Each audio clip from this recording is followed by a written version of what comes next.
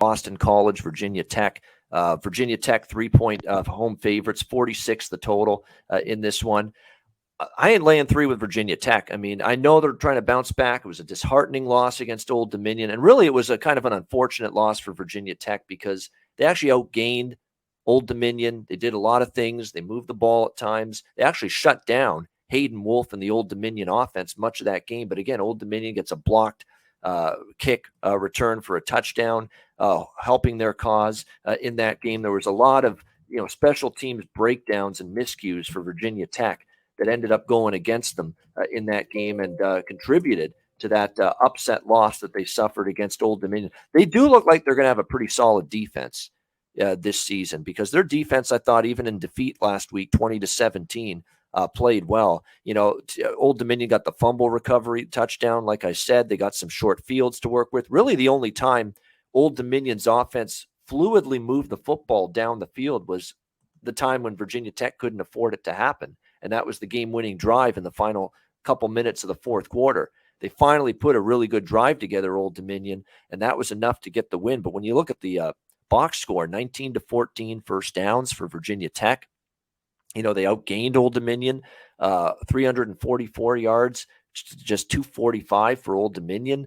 It was just turnovers and some special teams miscues. Again, there's another thing that's gone downhill ever since Frank Beamer retired. All of a sudden, the special teams has been a debacle for Virginia Tech over the years. So they'll try to bounce back from that game against Old Dominion.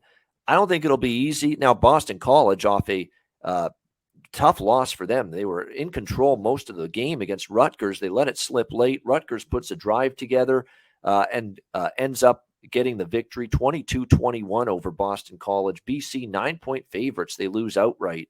Tough loss, pretty bad loss too, because Rutgers was down Noah Vidral. Their starting running back didn't play. They were very banged up on offense, Rutgers, and they still went on the road and beat Boston College. BC had some offensive line issues going into that game. They reared their ugly head. Rutgers defense was blowing up the line of scrimmage. That's definitely a concern for me here for BC, that offensive line going up against Virginia Tech's defense, which, like I said, I thought they did play pretty well for much of that game against Old Dominion, even though they didn't win. So that being said, the offense is a work in progress for Vautech. Grant Wells is not a bet on quarterback for me. We've talked about that.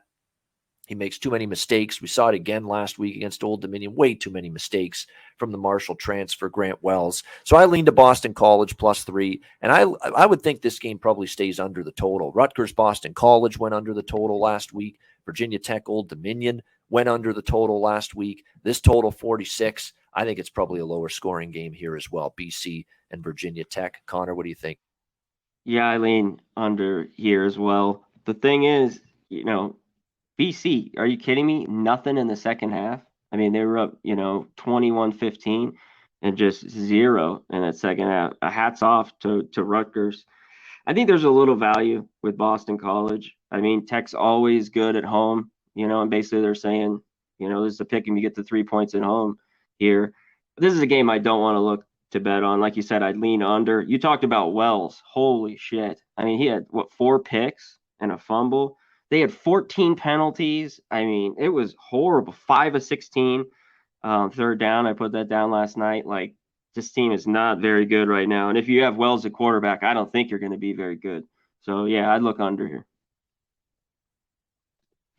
Now, I will admit, I think Jeff Hafley has had his coaching is starting to come into a little bit of a question as well. But Brent Pry, that was a debacle. I mean, you're trying to put a nice first impression on Virginia Tech, the fan base and the program, and that's the effort you trot out there. Penalties, bonehead decisions, terrible 4 interceptions, and 21 of 37 passing for Grant Wells. Terrible. Like I said, this guy's a mistake waiting to happen.